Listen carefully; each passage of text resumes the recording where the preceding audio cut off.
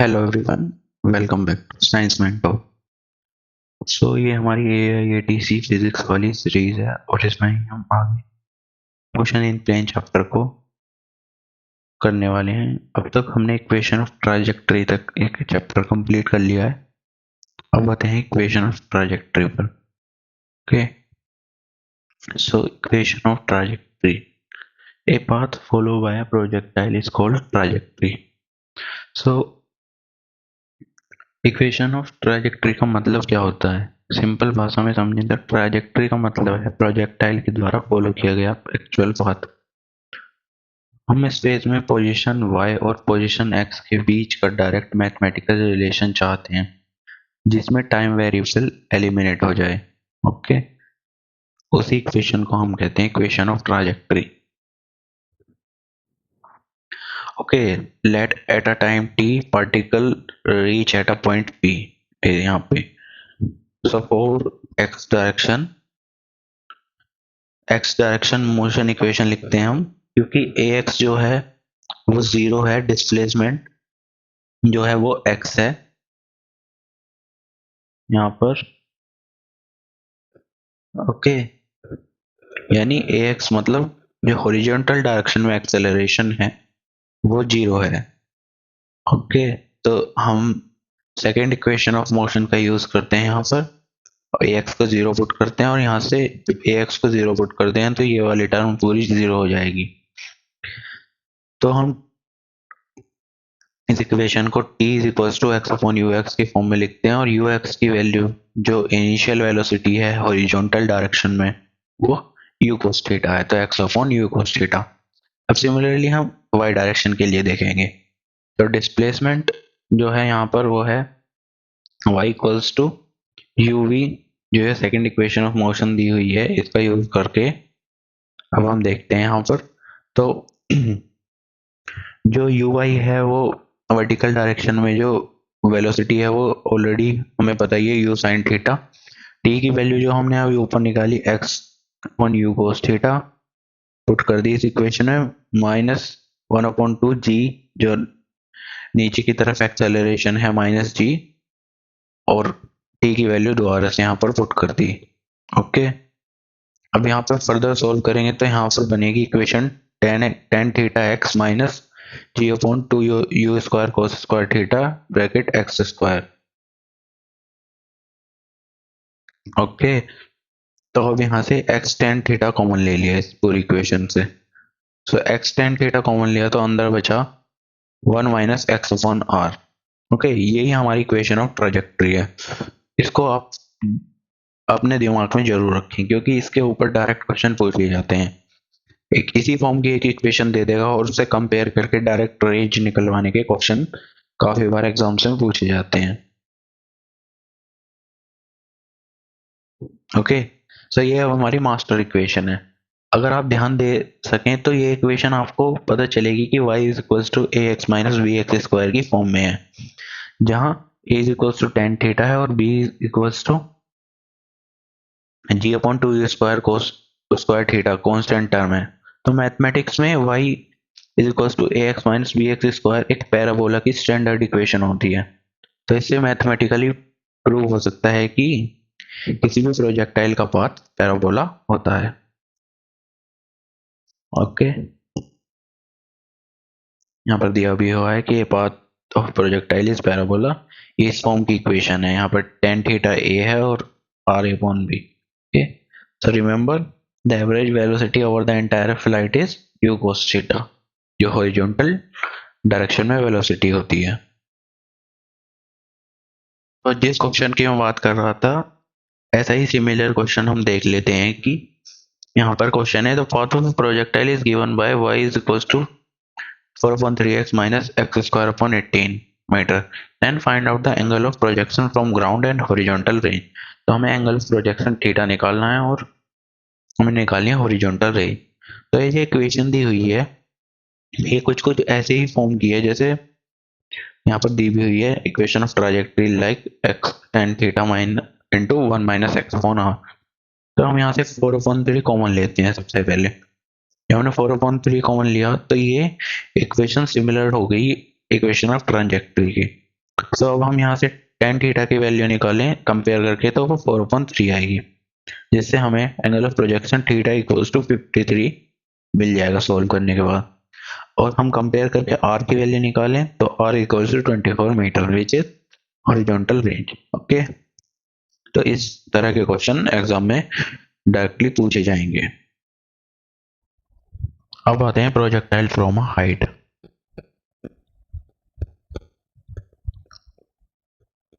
Okay, projectile from a height में दो cases discuss करते हैं हम। ओके, तो मान लीजिए आप एक बिल्डिंग के रूफ पर हैं, खड़े हैं, जिसकी हाइट b है। आपने एक बॉल को, जिसकी हाइट h है, आपने एक बॉल को हॉरिजॉन्टल स्पीड u से थ्रो किया। ओके, सो इनिशियल पैरामीटर्स क्या क्या हुए? जो हॉरिजॉन्टल एक्सिस होगी उसकी ux वेलोसिटी होगी u, और ax जो होगा हॉरिजॉन्टल डायरेक्शन में एक्सेलरेशन वो होगा 0। यहाँ पे देख सकते हैं आप, ये गिवन है यहाँ पर। उसके बाद जो ui डायरेक्शन में वर्टिकल वेलोसिटी होगी वो होगी 0, क्योंकि हमने कोई वर्टिकल स्पीड नहीं दी है। और ay की बात करें, जो वर्टिकल डायरेक्शन में एक्सेलरेशन होगा वो -g। ओके, सो जो वर्टिकल डिस्प्लेसमेंट जब ग्राउंड को हिट करेगा पार्टिकल, तो वो वहां पर वो होगा माइनस का h, की जो हाइट है उसकी टावर की वो h ही है। सो आफ्टर टाइम t हमने सेकंड इक्वेशन ऑफ मोशन का यूज किया है यहाँ पर, y is equals to u y t plus half a y t square. तो जो y की वैल्यू है, यानी जो टोटल हाइट है वो h माइनस के, क्योंकि वो नेगेटिव डायरेक्शन में है। ui की बात करें तो ui 0 है, तो ये पूरी टर्म 0 हो जाएगी यहाँ पर। और यहाँ पर माइनस के g पुट करेंगे हम, तो यहाँ से जो t के रिस्पेक्ट में एक फॉर्मूला आएगा वो है t is equals to under root 2h upon g. Okay, so this is the time of flight, this is the formula of time of flight. अब हम हॉरिजॉन्टल रेंज की बात करें तो हॉरिजॉन्टल रेंज जो टोटल डिस्टेंस कवर्ड की गई particle ने, ठीक, सो उसे निकालने के लिए हम डिस्टेंस का फॉर्मूला लगाएंगे speed into time. Distance equals to speed into time. तो स्पीड स्पीड ux हमने ऑलरेडी देख ली जो u के इक्वल है, और जो हमने अभी अभी टाइम निकाला वो √2h अपॉन जी। तो हम सीधा सीधा लिख देंगे जो हॉरिजॉन्टल रेंज होगी वो u into under root 2h upon g. और इक्वेशन ऑफ ट्राजेक्टरी की बात करें तो जैसे हमने देखा x equals to ut, distance equals to speed into time, time equals to distance upon speed. Okay, and y equals to 1/2 gt square, जो भी यहाँ पर हमने देखा, क्योंकि यहाँ पर जो था वो ये वाली टर्म तो 0 हो चुकी थी। तो y equal to half gt square, और t की वैल्यू रख दी यहाँ पर, t को एलिमिनेट कर दिया, तो ये बना y equal to g upon 2u square into x square.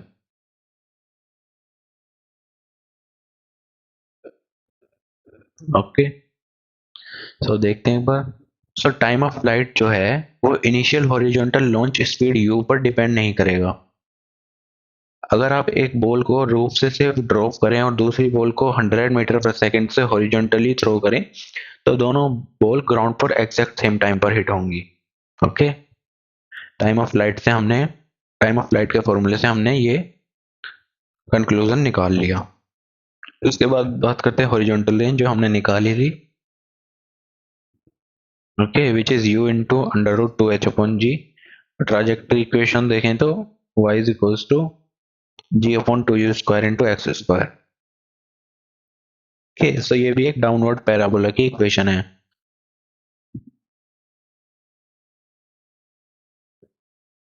अब हम दूसरी वाली कंडीशंस को देखते हैं यहाँ पर।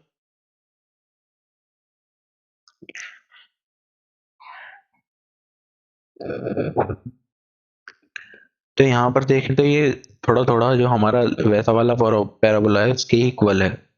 इसको पढ़ने की इतनी जरूरत नहीं है, तो हम इसे अभी के लिए स्किप करते हैं। okay?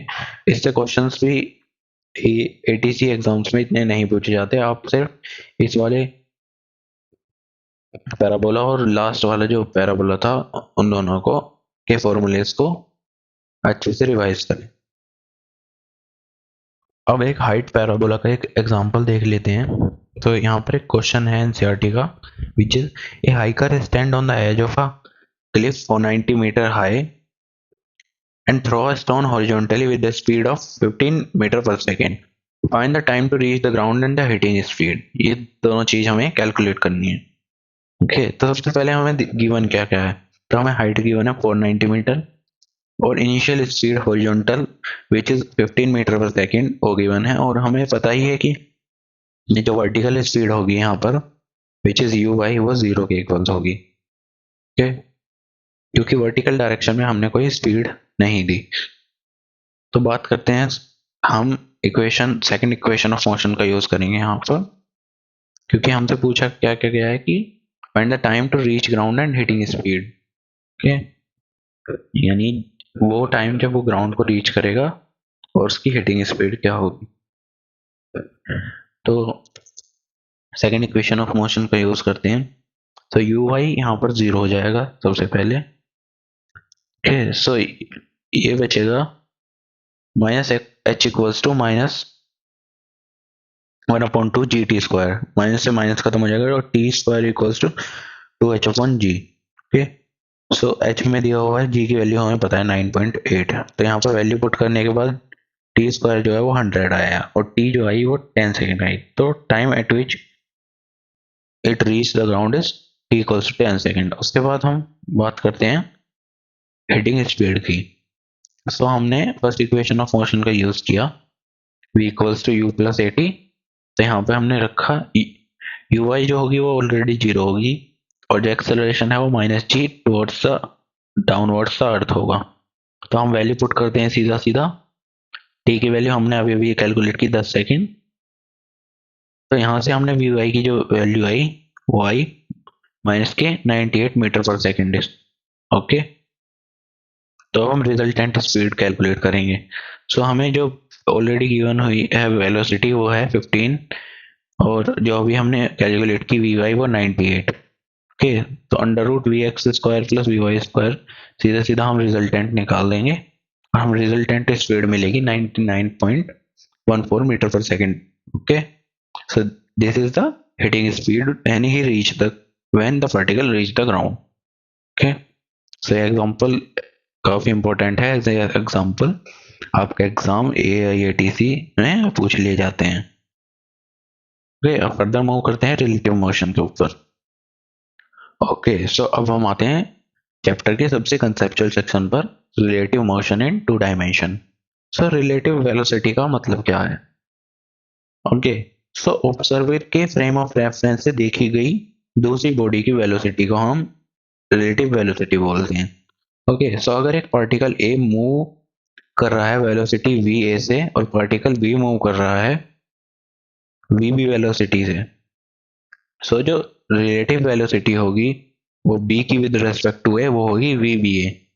So v B A is v B minus v A. Okay, इसी तरह से अगर रिलेटिव वेलोसिटी ऑफ ए निकालें विद रिस्पेक्ट टू बी तो वो होगी V A B. V A B होगी V A minus V B. Okay, तो अब यहाँ पर देख लेते हैं इसमें क्या दिया हुआ है।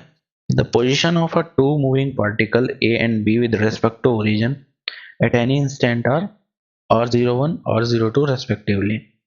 okay, so the position of b with respect to a, so the position of b r2 मतलब सेकंड पार्टिकल की विद रेस्पेक्ट टू 1, तो r21 is r20 r02 minus r01। Okay, अगर हम इसे डिफरेंशिएट करें विद रेस्पेक्ट टू टाइम तो जो हम डिस्टेंस को डिफरेंशिएट करते हैं टाइम के रेस्पेक्ट में तो हमें वेलोसिटी मिलती है। Okay, so v21 is equals to v2 minus v1। Okay, ये हमारे पास इंपॉर्टेंट रिलेशन आया। So relative velocity of b with respect to a, relative velocity of second with respect to first।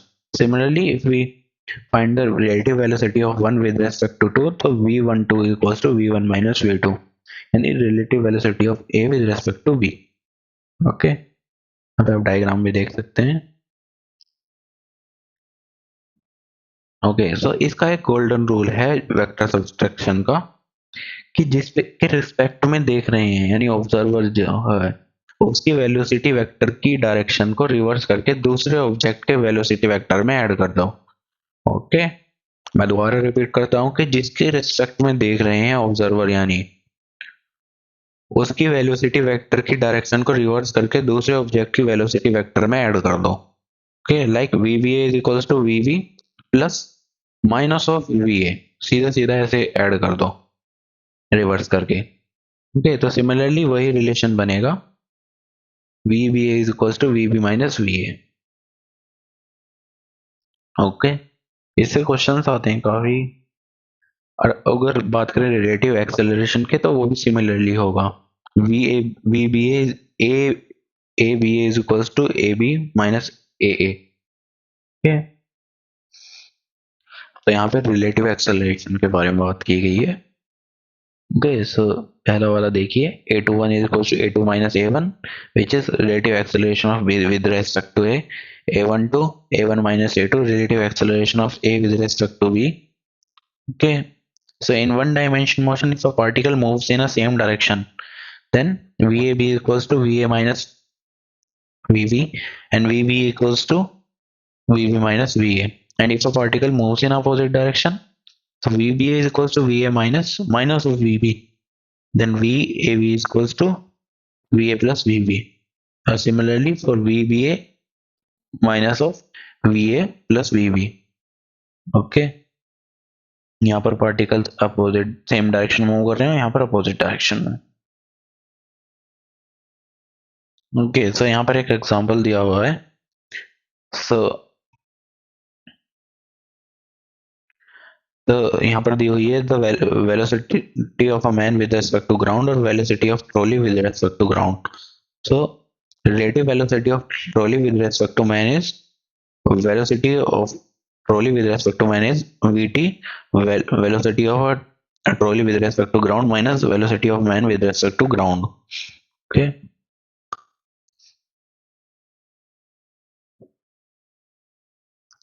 ये दूसरी वाली कंडीशन जब ये अपोजिट डायरेक्शन में move कर रहे हैं, और ये पहली वाली कंडीशन जब ये सेम डायरेक्शन में मूव कर रहे हैं।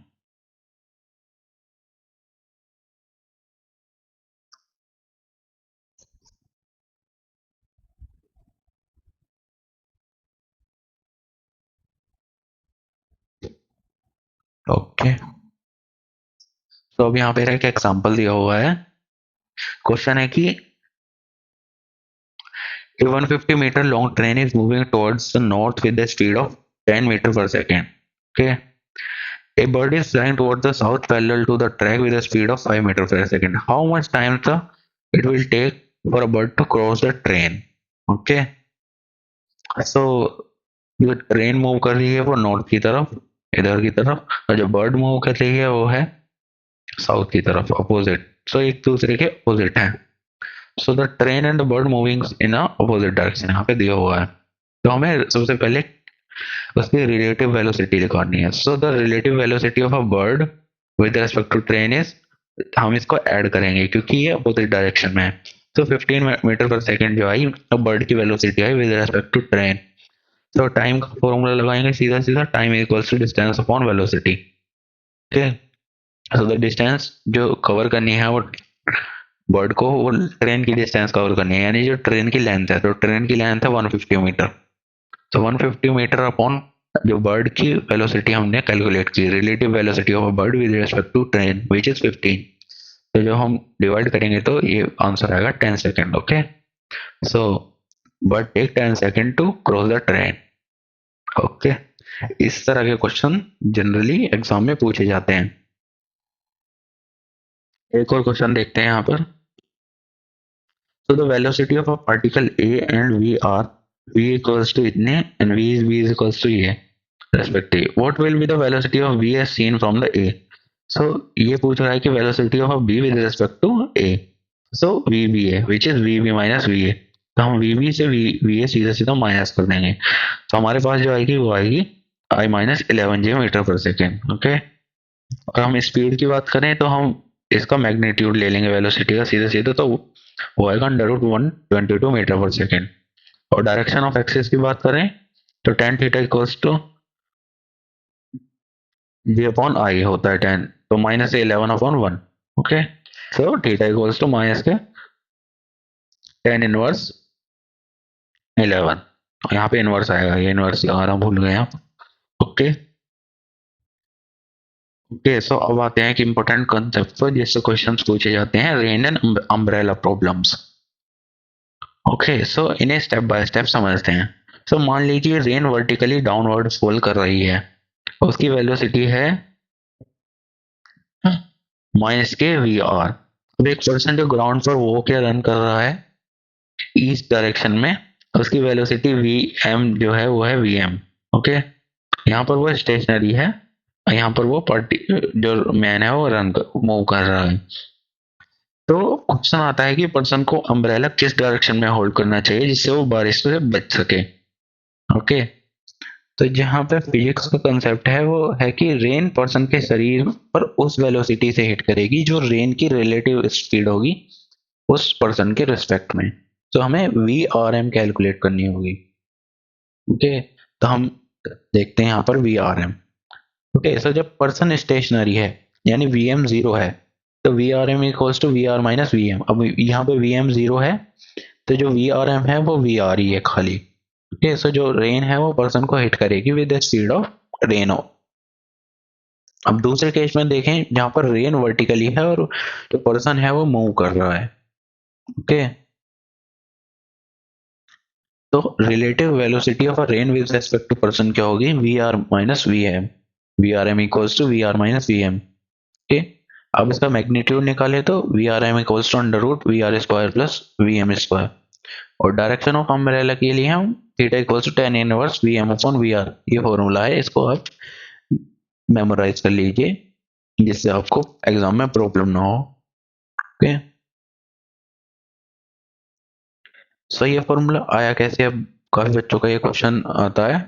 सो आप यहाँ पर देखिए इस वाले डायग्राम के अंदर, तो यहाँ पर दिखाया हुआ है जो पर्सन ने अम्ब्रेला पकड़ा हुआ है वो थीटा इंक्लाइन है वाई एक्सिस से। तो जो पर्सन की स्पीड है वो है हॉरिजॉन्टल डायरेक्शन में वीएम और रेन की स्पीड है वर्टिकल डायरेक्शन में वी आर डाउनवर्ड। तो टेन थीटा जो होता है वो होता है परपेंडिकुलर अपॉन बेस। ओके, तो यहाँ पर परपेंडिकुलर जो है वो वी एम है और बेस जो है वो वी आर है। एक तरीके से ट्रायंगल मान के हमने यहाँ से थीटा की वैल्यू निकालने के लिए कैलकुलेट किया है। ओके, तो अब इसके ऊपर एक डायरेक्ट क्वेश्चन देखते हैं एनसीईआरटी का यहाँ पर। So the rain is falling vertically with the speed of 35 metre per second. A woman ride a bicycle with the speed of 12 meter per second in the east to west direction. Okay, so what is the direction in which she should hold her umbrella? तो अभी हमने बताया कि जो theta निकालने का formula था वो था tan theta equals tan inverse tan theta equals to velocity of a man upon velocity of a rain. तो यहाँ पर velocity of a woman upon velocity of a rain. So the velocity of a woman is 12 and velocity of a rain is 35 metre per second. सो हम यहाँ से theta को calculate करेंगे तो वो आएगा 90 degree vertical to the west. Okay,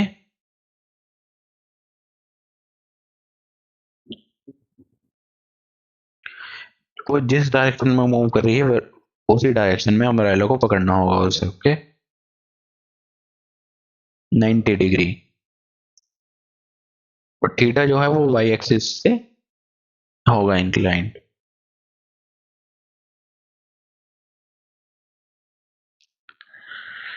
okay, so ये question है जिसको आप खुद सोल्व करें, ये आपके लिए होमवर्क है। ओके, तो अब आते हैं सर्कुलर मोशन के ऊपर। तो ये हमारा फाइनल कोर कंसेप्ट होगा इस चैप्टर का। Okay, circular motion. तो जब कोई पार्टिकल एक फिक्स पॉइंट से कांस्टेंट डिस्टेंस मेंटेन करके कर्व पाथ पर मूव करता है तो उसे सर्कुलर मोशन बोलते हैं। ओके, यहाँ पर लिखा भी हुआ है when a particles move on a circular path it's motion is circular motion and example of 2D motion. Okay, मैं दोबारा रिपीट कर देता हूँ कि जब कोई पार्टिकल एक फिक्स पॉइंट से कांस्टेंट डिस्टेंस मेंटेन करके कर्व पाथ पर मूव ऑन करता है तो उसे सर्कुलर मोशन बोलते हैं। ओके, तो अब यहाँ पर दिया हुआ है रेडियस वेक्टर। सबसे पहले तो radius vector is vector showing the position of from the center of a particle moving along a circular path. Okay, so दिया हुआ है यहाँ पर r vector which is r cos theta I cos xx. I is the unit vector in the x direction. Okay, so the horizontal component of the r is r cos theta, or vertical component of the r is r sin theta.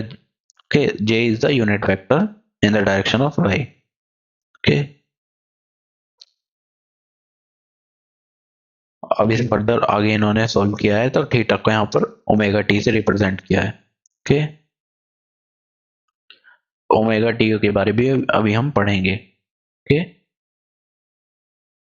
तो जो magnitude होगा are का वो constant होगा, लेकिन direction जो है वो चेंज होती चली जाएगी आर वेक्टर की. अब हम एंगुलर डिस्प्लेसमेंट के बारे में बात करेंगे. So the angle swept by the radius vector is called angular displacement. Okay, which is represented by the theta. तो जो रेडियस वेक्टर के द्वारा एंगल स्वेप्ट किया जाएगा उसे ही हम रेडियस वेक्टर के द्वारा सेंटर पर बना गया एंगल, उसे एंगुलर डिस्प्लेसमेंट कहते हैं, which is denoted by the theta. So angular displacement is equals to arc upon radius. Theta equals to arc upon radius, or delta s upon r. So if theta tends to 0, then angular displacement जो होगा वो d theta हो जाएगा. Okay, काफी small, और इसकी जो unit होती है वो रेडियन होती है, और डायमेंशन ये डायमेंशनल लेस होता है. अब बात करते हैं एंगुलर वेलोसिटी की. So angular velocity is the rate of change of angular displacement. Okay, so the जिसे हम ओमेगा से डिनोट करते हैं, जो भी स्टार्टिंग में पूछा गया था. So rate of change of angular displacement. Okay, angular velocity. So delta theta upon delta t. So delta theta is theta 2 minus theta 1 and t2 minus t1. Okay, so if we approach t delta t tends to 0, तो instantaneous angular velocity मिलेगी हमें, which is omega is equals to d theta over d t. Okay, अब बात करते हैं angular acceleration के बारे में. So the angular acceleration is rate of change of angular velocity which is alpha, denoted by alpha. Okay, so alpha is equals to d delta omega over delta t, and delta omega is omega 2 minus omega 1 and t delta t is t2 minus t1, और इसकी जो unit है वो radian पर second square. Okay, अगर हम इसे delta T tends to 0 पे इन डेल्टा टी टेंड्स टू 0 पे अप्रोच करें तो ये इंस्टेंटेनियस एक्सेलरेशन में कन्वर्ट हो जाएगा, which is instantaneous angular acceleration which denoted by alpha vector. So alpha vector is equals to d omega vector upon dt. Okay,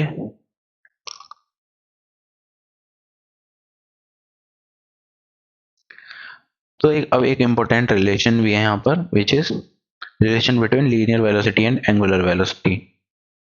okay, so इसे देख लेते हैं एक बार. सो ये आपको ये रिलेशन याद रखना है, v equals to omega r. Okay, so जहाँ पे v है वो लीनियर वेलोसिटी है और ओमेगा जो है वो एंगुलर वेलोसिटी है. तो यहाँ देखते हैं, इसका डेरिवेशन देख लेते हैं एक बार. तो एंगुलर डिस्प्लेसमेंट जो होता है वो थीटा होता है, which is delta s over delta r. Okay, delta s over r, तो delta s equals to r delta theta. Okay, और delta s over delta t यानी डिस्प्लेसमेंट अपॉन टाइम, दोनों तरफ मतलब टाइम से डिवाइड कर दिया, इधर भी और इधर भी. तो यहाँ पे जो बना,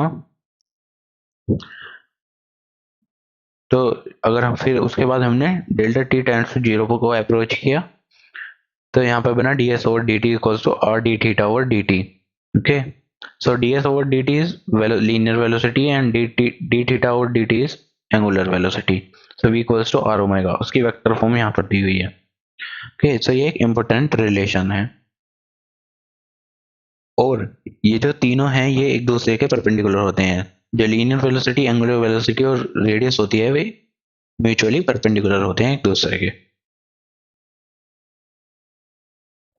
ओके, सो एक और इम्पोर्टेंट रिलेशन है which is relation between linear acceleration and angular acceleration. अब इसको सीधा याद कर लीजिए, इसका डेरिवेशन इतना इम्पोर्टेंट नहीं है। सो जो लीनियर एक्सेलरेशन है वो इज इक्वल्स टू होता है angular acceleration into radius vector. Okay, so a equals to r alpha. अब बात करते हैं टाइम पीरियड और फ्रीक्वेंसी की।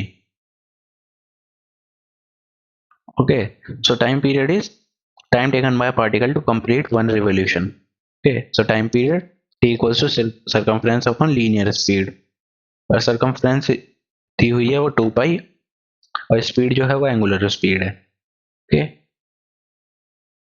सो t equals to 2 pi upon omega. Okay, so omega की वैल्यू अगर v अपॉन आर रखोगे तो ये आएगा t equals to 2 pi r upon v। Okay, so unit here is second. अब बात करते हैं फ्रीक्वेंसी की। So frequency is number of revolution complete in 1 second denoted by n, f और mu. Frequency equals to 1 upon time. So time हमें पहले ही हमने निकाल लिया 2 पाई अपॉन ओमेगा, सो इसको रखेंगे तो ओमेगा अपॉन 2 पाई फ्रीक्वेंसी।